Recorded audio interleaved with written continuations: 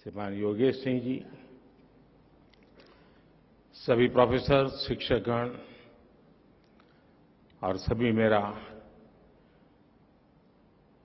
युवा साथी, आप लोगों ने मुझे जब ये निमंत्रण दिया था तभी मैंने तय कर लिया था कि मुझे आपके यहाँ तो आना ही है।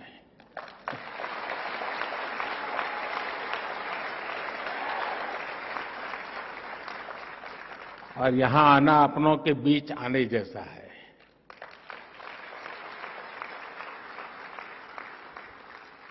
अब 100 साल की ये फिल्म हम देख रहे थे दिल्ली यूनिवर्सिटी की दुनिया को समझने के लिए। सिर्फ ये दिग्गजों को देख लेते तो भी पता चल जाता कि दिल्ली यूनिवर्सिटी ने क्या दिया है।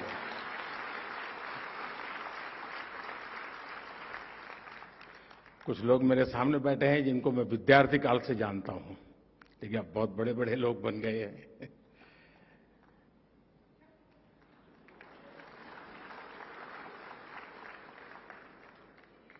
और मुझे अनुमान था कि मैं यहां जाऊंगा तो मुझे इन सब पुराने साथियों से मिलने का जरूर अवसर मिलेगा, और मुझे मिल रहा है।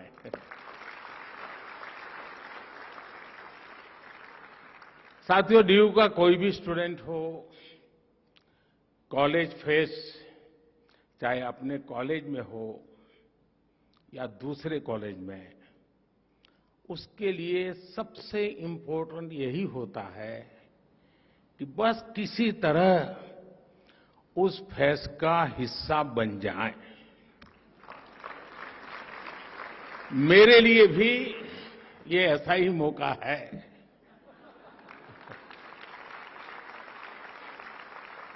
मुझे खुशी है कि आज जब दिल्ली यूनिवर्सिटी के 100 साल का सेलिब्रेशन हो रहा है तो इस फेस्टिव माहौल में मुझे भी आप सबके बीच आने का अवसर मिला है।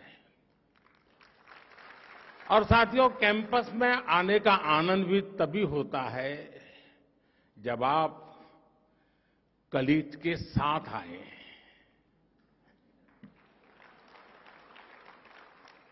दो दोस्त चल दिए गप्पे मारते हुए, दुनिया जहान की बातें करेंगे, इजराइल से लेकर के मून तक कुछ छोड़ेंगे नहीं।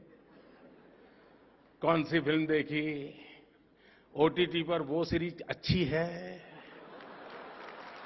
वो वाली रील देखी या नहीं देखी, अरे बातों का अथाह समंदर होता है। इसलिए मैं भी आज आपकी ही तरह दिल्ली मेट्रो से अपने युवा दोस्तों से गपशप करते करते यहां पहुंचा हूं।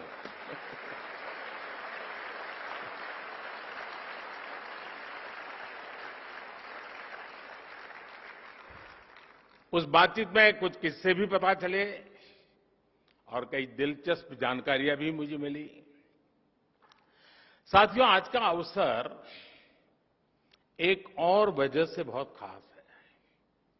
डीयू ने एक ऐसे समय में अपने 100 वर्ष पूरे किए हैं जब देश अपनी आजादी के 75 वर्ष पूरे होने पर अमृत महोत्सव मना रहा है।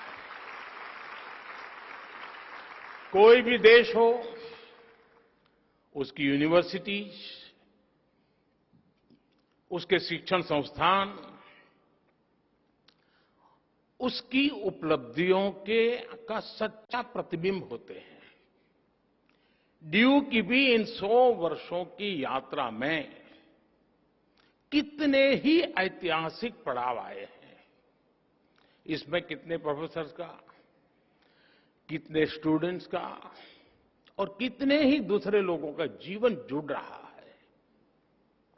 एक तरह से दिल्ली यूनिवर्सिटी सिर्फ एक यूनिवर्सिटी नहीं, बल्कि एक मूवमेंट रही है।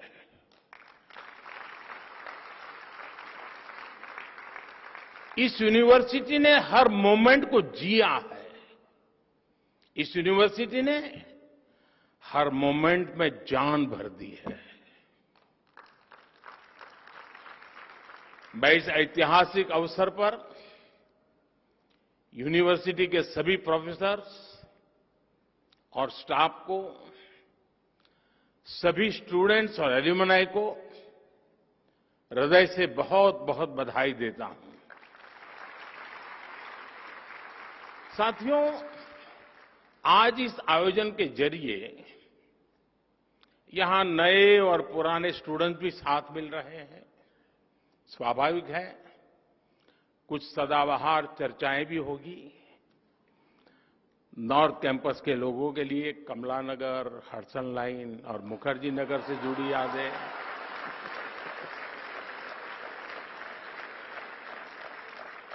साउथ कैंपस वालों के लिए सत्य निकेतन के किस्से, आप चाहे जिस ईयर के पास आउट हो, 2 डीयू वाले मिलकर इन पर कभी भी घंटों निकाल सकते हैं।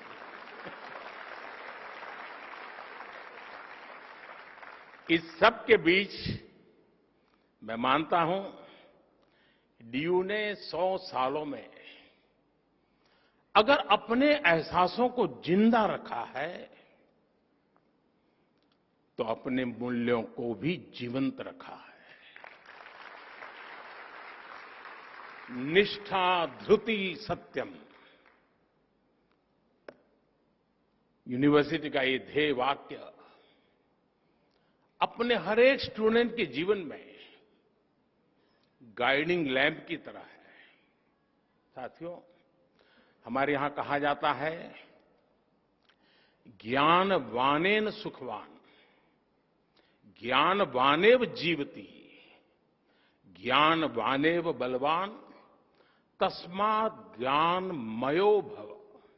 अर्थात जिसके पास ज्ञान है वही सुखी है, वही बलवान है, और वास्तव में वही जीता है जिसके पास ज्ञान है। इसलिए जब भारत के पास नालंदा जैसे विश्वविद्यालय थे, तब भारत सुख और समृद्धि के शिखर पर था।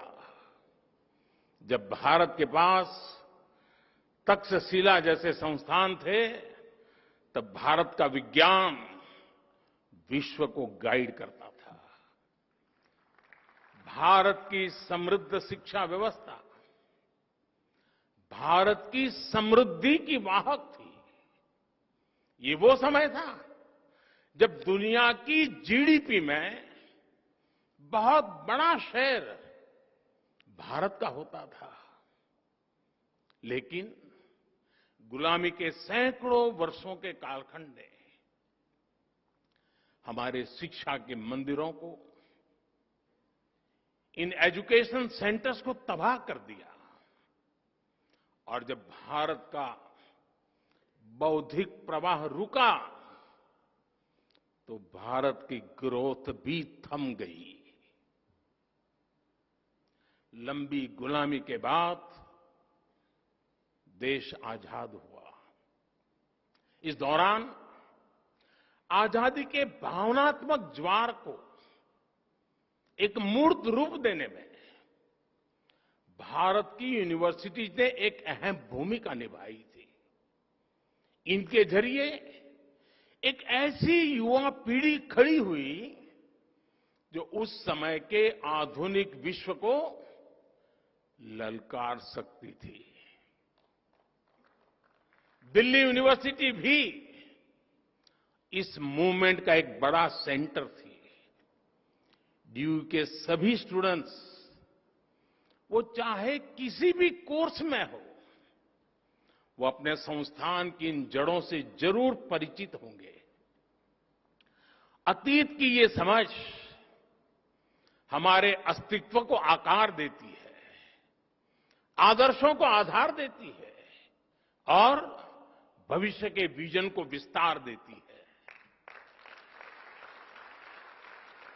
साथियों, कोई इंसान हो या संस्थान, जब उसके संकल्प देश के लिए होते हैं तो उसकी सफलता भी देश की सफलताओं से कदम मिलाकर चलती है। कभी डीयू में केवल 3 कॉलेज थे, आज 90 से ज्यादा कॉलेज है। कभी भारत की इकोनॉमी फ्रेजाइल के लिस्ट में थी, खस्ता हाल थी। आज भारत दुनिया की टॉप 5 इकोनॉमीज में शामिल हो चुका है।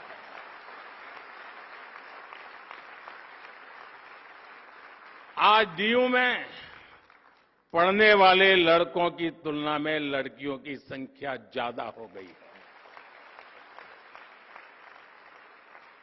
इसी तरह देश में भी जेंडर रेशियो में काफी सुधार आया है। यानी शिक्षण संस्थान की जड़ें जितनी गहरी होती हैं, देश की शाखाएं उतनी ही ऊंचाइयों को छूती है। और इसलिए भविष्य के लिए भी यूनिवर्सिटी और देश के संकल्पों में एक रूपता होनी चाहिए, इंटरकनेक्शन होना चाहिए।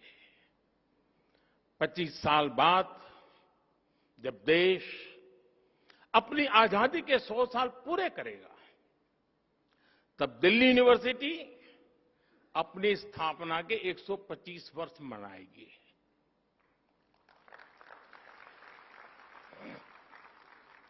तब लक्ष्य था भारत की स्वतंत्रता।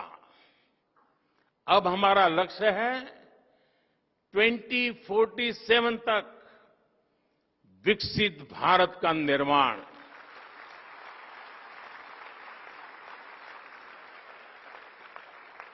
पिछली शताब्दी के तीसरे दशक ने, अगर पिछली शताब्दी के इतिहास की तरफ नजर करें तो पिछली शताब्दी के तीसरे दशक ने स्वतंत्रता संग्राम को नई गति दी थी। अब इस शताब्दी का ये तीसरा दशक भारत की विकास यात्रा को नई रफ्तार देगा।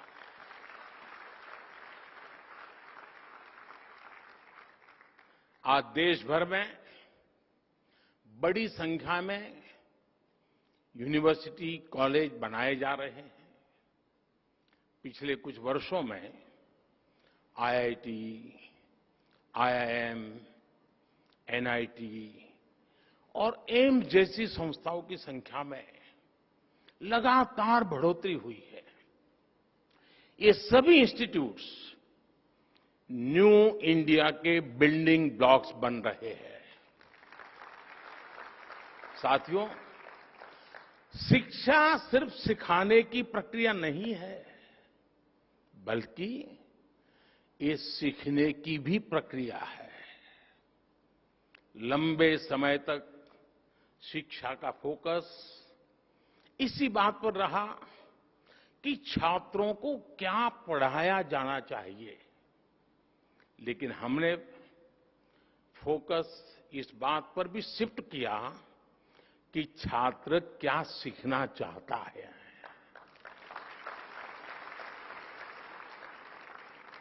आप सभी के कलेक्टिव एफर्ट से नई राष्ट्रीय शिक्षा नीति तैयार हुई है। अब छात्रों को यह बड़ी सुविधा मिली है कि वो अपनी इच्छा से अपनी पसंद के विषयों का चुनाव कर सकते हैं। शिक्षण संस्थाओं की क्वालिटी बेहतर बनाने के लिए भी हम लगातार काम कर रहे हैं। इन इंस्टीट्यूट्स को कॉम्पिटिटिव बनाने के लिए हम नेशनल इंस्टीट्यूशनल रैंकिंग फ्रेमवर्क लेकर आए हैं। इससे देश भर के इंस्टीट्यूशंस को एक मोटिवेशन मिल रहा है। हमने संस्थाओं की स्वायत्तता को क्वालिटी ऑफ एजुकेशन से भी जोड़ा है। जितना बेहतर संस्थाओं का प्रदर्शन होगा, उतनी ही उन्हें स्वायत्तता मिल रही है। साथियों, शिक्षा की फ्यूचरिस्टिक नीतियां और निर्णयों का परिणाम है कि आज इंडियन यूनिवर्सिटी की ग्लोबल पहचान बढ़ रही है। 2014 में क्यूएस वर्ल्ड रैंकिंग में केवल 12 इंडियन यूनिवर्सिटीज होती थी। 2014 में 12 यूनिवर्सिटीज, लेकिन आज ये संख्या 45 हो गई है।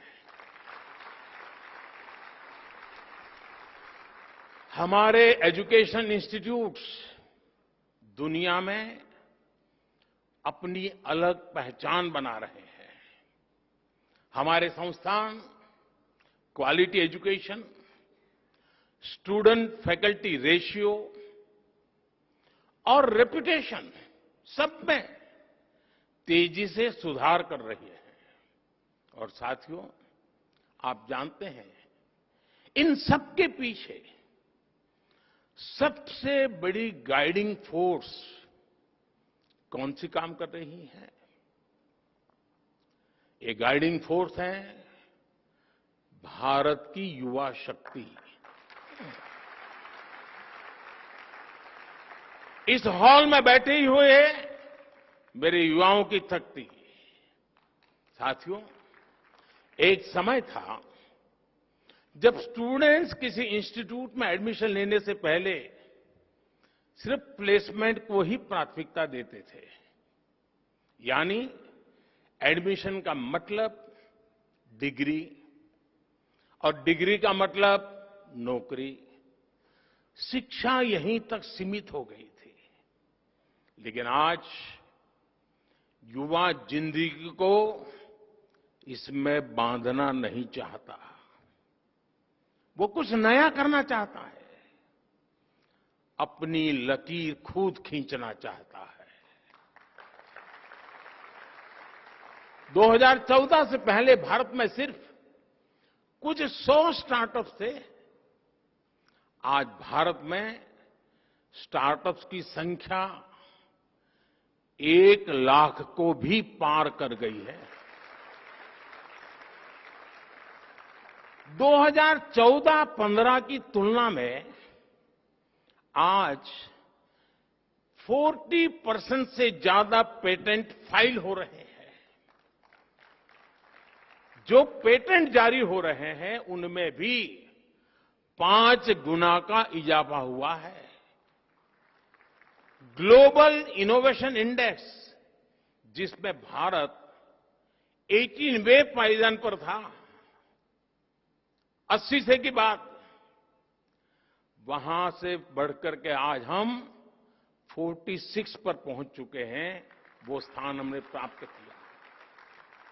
अभी कुछ दिन पहले ही मैं अमेरिका की यात्रा से लौटा हूं। आप सबने देखा होगा, आज भारत का सम्मान कितना बढ़ा है, गौरव कितना बढ़ा है। क्या कारण है? क्या कारण है आज भारत का इतना गौरव बढ़ा है? उत्तर वही है, क्योंकि भारत की क्षमता बढ़ी है, भारत के युवाओं पर विश्व का भरोसा बढ़ा है। इसी यात्रा में भारत और अमेरिका के बीच initiative on critical and emerging technology यानी आईसेट डील हुई है। इस एक समझौते से हमारे युवाओं के लिए धरती से लेकर स्पेस तक, सेमीकंडक्टर से लेकर एआई तक, तमाम फील्ड्स में नए अवसर पैदा होने वाले हैं। जो टेक्नोलॉजी पहले भारत की पहुंच से बाहर होती थी, अब हमारे युवाओं को उनकी एक्सेस मिलेगी, उनका स्किल डेवलपमेंट होगा। अमेरिका की माइक्रोन, गूगल तथा एप्लाइड मटेरियल्स जैसी कंपनियों ने भारत में बड़े निवेश का फैसला लिया है। और साथियों, ये आहट है कि भविष्य का भारत कैसा होने वाला है, आपके लिए कैसे कैसे अवसर दस्तक दे रहे हैं। साथियों, इंडस्ट्री 4.0 की क्रांति भी हमारे दरवाजे पर आ चुकी है। कल तक एआई और एआर वीआर के जो किस्से हम साइंस फिक्शन फिल्मों में देखते थे, वो अब आज हमारी रियल लाइफ का हिस्सा बन रहे हैं। ड्राइविंग से लेकर सर्जरी तक रोबोटिक्स अब न्यू नॉर्मल बन रहा है। ये सभी सेक्टर्स भारत की युवा पीढ़ी के लिए, हमारे स्टूडेंट्स के लिए नए रास्ते बना रहे हैं। बीते वर्षों में भारत ने अपने स्पेस सेक्टर को खोला है, भारत ने अपने डिफेंस सेक्टर को खोला है, भारत ने ड्रोन से जुड़ी नीतियों में बहुत बड़ा बदलाव किया है। इन सभी निर्णयों से देश के ज्यादा से ज्यादा युवाओं को आगे बढ़ने का मौका मिला है। साथियों, भारत की विकास यात्रा से हजारों युवाओं को, हमारे स्टूडेंट्स का कैसे लाभ हो रहा है, इसका एक और पक्ष है। आज दुनिया के लोग भारत को, भारत की पहचान को, भारत की संस्कृति को जानना चाह रहे हैं। कोरोना के समय दुनिया का हर देश अपनी जरूरतों के लिए परेशान था, लेकिन भारत अपनी जरूरतों को पूरा करने के साथ साथ दूसरे देशों की भी मदद कर रहा था। लिहाजा विश्व में एक क्यूरियोसिटी पैदा हुई कि आखिर भारत के वो कौन से संस्कार है जो संकट में भी सेवा का संकल्प पैदा करते हैं। भारत का बढ़ता सामर्थ्य हो, भारत की G20 प्रेसिडेंसी हो, ये सभी भारत के प्रति कौतूहल बढ़ा रहे हैं। इससे हमारे जो ह्यूमैनिटीज के स्टैंडर्ड्स हैं, स्टूडेंट्स हैं, उनके लिए अनेकों नए अवसर पैदा होने वाले हैं। योग जैसा हमारा विज्ञान, हमारी संस्कृति, हमारे फेस्टिवल, हमारा लिटरेचर, हमारी हिस्ट्री, हमारा हेरिटेज, हमारी विधाएं, हमारे व्यंजन आज हर किसी की चर्चा हो रही है। हर किसी के लिए नया आकर्षण पैदा हो रहा है। इसलिए उन भारतीय युवाओं की डिमांड भी बढ़ रही है जो विश्व को भारत के बारे में बता सके, हमारी चीजों को दुनिया तक पहुंचा सके। आज डेमोक्रेसी, इक्वालिटी और म्यूचुअल रिस्पेक्ट जैसे इंडियन वैल्यूज दुनिया के लिए मानवीय पैमाना बन रही है। गवर्नमेंट फोरम से लेकर डिप्लोमेसी तक कई क्षेत्रों में भारतीय युवाओं के लिए लगातार नए मौके बन रहे हैं। देश में हिस्ट्री, हेरिटेज और कल्चर से जुड़े क्षेत्रों ने भी युवाओं के लिए अपार संभावनाएं बना दी है। आज देश के अलग अलग राज्यों में ट्राइबल म्यूजियम्स बन रहे हैं। पीएम म्यूजियम के जरिए आज भारत आजाद भारत की विकास यात्रा के दर्शन होते हैं। और आपको ये जानकर के भी अच्छा लगेगा कि दिल्ली में विश्व का सबसे बड़ा हेरिटेज म्यूजियम युगे युगीन भारत ये भी बनने जा रहा है।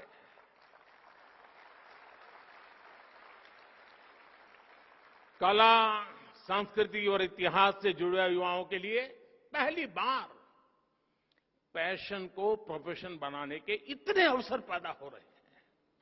इसी तरह आज दुनिया में भारतीय टीचर्स की अलग पहचान बनी है।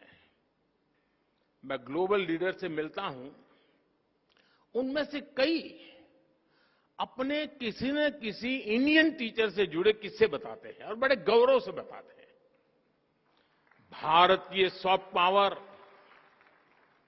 इंडियन यूथ की सक्सेस स्टोरी बन सकती है। इस सब के लिए हमारी यूनिवर्सिटीज को, हमारे इंस्टीट्यूशंस को तैयार होना है, अपने माइंडसेट को तैयार करना है। हर यूनिवर्सिटी को अपने लिए एक रोड मैप बनाना होगा, अपने लक्ष्यों को तय करना होगा। जब आप इस संस्थान के 125 वर्ष मनाए, तब आपकी गिनती वर्ल्ड की टॉप रैंकिंग वाली यूनिवर्सिटी में हो, इसके लिए अपने प्रयास बढ़ाएं। फ्यूचर मेकिंग इनोवेशंस आपके यहां हो, दुनिया के बेस्ट आइडियाज और लीडर्स आपके यहां से निकले, इसके लिए आपको लगातार काम करना होगा। लेकिन इतने सारे बदलावों के बीच आप लोग पूरी तरह मत बदल जाइएगा। कुछ बातें वैसी ही छोड़ दीजिएगा भाई। नॉर्थ कैंपस में पटेल चेस की चाय, नूडल्स,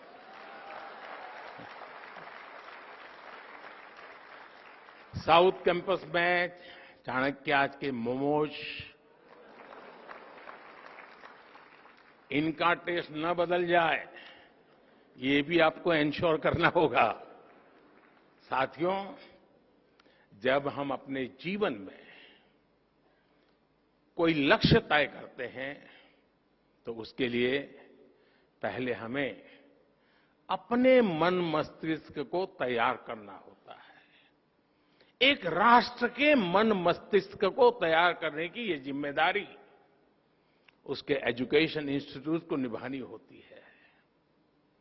हमारी नई जनरेशन फ्यूचर रेडी हो, वो चैलेंजेस को एक्सेप्ट करने और फेस करने का टेम्परामेंट रखती हो।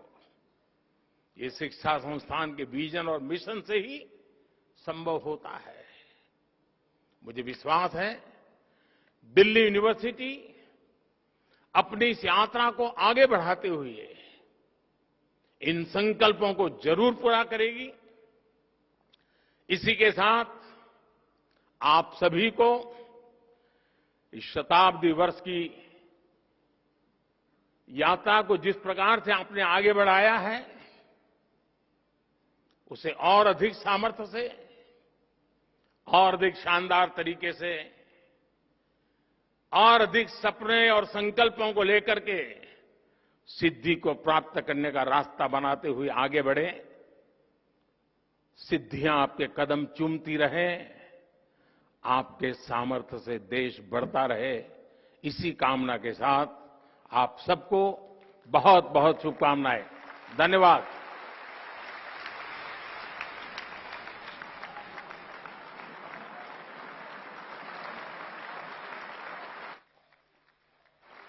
So that was, of course, Prime Minister Narendra Modi addressing there the gathering at Delhi University on the occasion of a centenary celebration. Students and staff and faculty of Delhi University were gathered at the sports complex in the North Campus of the university, where the Prime Minister just addressed the gathering.